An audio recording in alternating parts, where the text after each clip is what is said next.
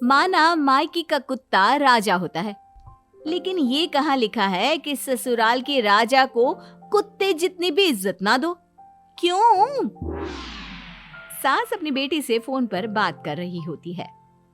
बहुत दिन हो गए हैं तुझसे मिले हुए। ये कोविड के चलते तुझसे और चिंटू से मिलना ही नहीं हो पा रहा। पता है बिटिया, कितनी याद आती है तेरी।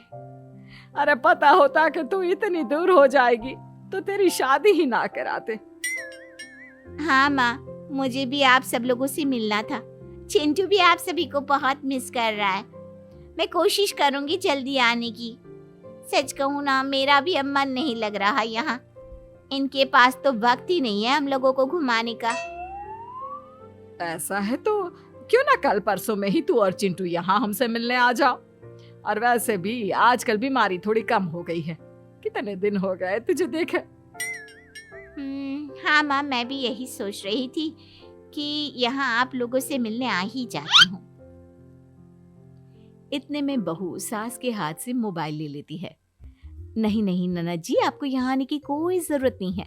अभी कोविड खत्म नहीं हुई, यहाँ तो कुछ ज्यादा ही फैली हुई है। ऐसे समय में छोटे बच्चे को साथ लेकर आप यहाँ आएंगी? अरे बीमारी का खतरा कितना ज्यादा बढ़ जाता है। लेकिन भाभी, अभी माँ ने ही तो, और अब तो सबको 2-2 वैक्सीन भी लग चुके हैं भाभी। अब कुछ नहीं होता, मैं आ रही हूँ। अरे कैसी बात कर रही हैं? साफ साफ भाषा भी समझ में नहीं आती क्या? आप तो जानती ही हैं कि मम्मी जी को कितना लगाव है चिंटू से। वो तो आपको बुलाएंगी ही, लेकिन आप आइएगा मत, क्योंकि यहाँ हम कहीं बाहर निकल ही नहीं रहे। और जो बाहर जाता है उसे 15 दिन के लिए अलग रख देते हैं। ठीक है भाभी। मुझे ऐसा लग रहा है कि शायद आप नहीं चाहती कि मैं आऊँ। तो फिर मैं क्या करने आऊँ? नहीं आती। ठीक है, बाय। फोन काटने के बाद, बहू तूने झूठ क्यों बोला? ना तो हमें कहीं जाना है, ना ही कुछ कोरोना वाली बात है। अरे मेरी बेटी कब से नहीं आई? बेटी की चिंता है लेकिन घर की नहीं। अरे किसी को कोई बीमारी लग गई तो क्या करेंगे? ना ना ना ना ना, हम ऐसा रिस्क नहीं ले सकते सासू माँ। अगले दिन, मैं थोड़ा सामान लेकर लाई हुई थी, सोचा उसमें से थोड़ा तुम्हें भी दे दूं। अरे राजेश को बोलना यहाँ से सामान ले जाए। बुआ जी सामान बाहर ही रखकर निकल जाइए। वो क्या है ना, हम घर के अंदर किसी को आने नहीं दे रहे। हाँ। अरे बुआ कितने दिन बाद आ रही है, कैसे तुम उन्हें जाने के लिए कह रही हो? अरे चुप करो ना, तुम्हें क्या पता, ज्यादातर इसी वजह से कोरोना बढ़ रहा है। अब इतना भी नहीं है कोरोना। लोग हाथों में सैनिटाइजर और मुंह पर मास्क लगाकर बाहर जा सकते हैं। अरे लेकिन फिर भी हम किसी तरह का खतरा नहीं मोड़ सकते। कुछ दिनों बाद दरवाजे की घंटी बजती है। अरे समधन जी, आप यहाँ? दिक्कत के लिए माफ कीजिएगा। मैं यहाँ के रास्ते से होते हुए गांव जा रही थी, तो सोचा बेटी से मिलते हुए जाऊं।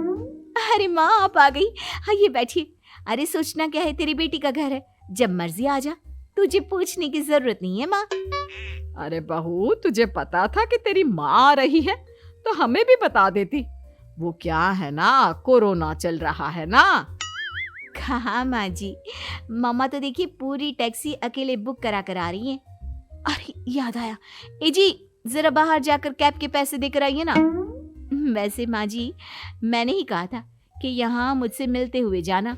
बीमारी की वजह से काफी समय से मिलना नहीं हो पाया। वाह बहू वाह। अच्छा, हमारे रिश्तेदारों को मना और खुद की माँ को बुला लिया। अरे मेरी बेटी के पास तो खुद की कार है।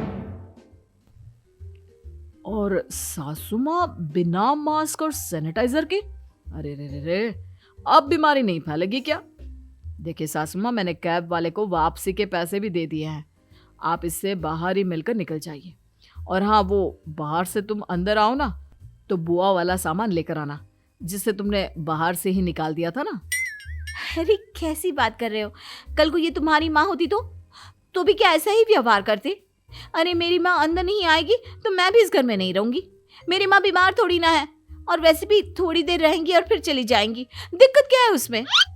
अरे रहने दे बेटा, तेरी बीवी के अंदर जरा भी ससुराल वालों के प्रति मोह माया नहीं है, इसे यही हाल में छोड़ दे बेटा।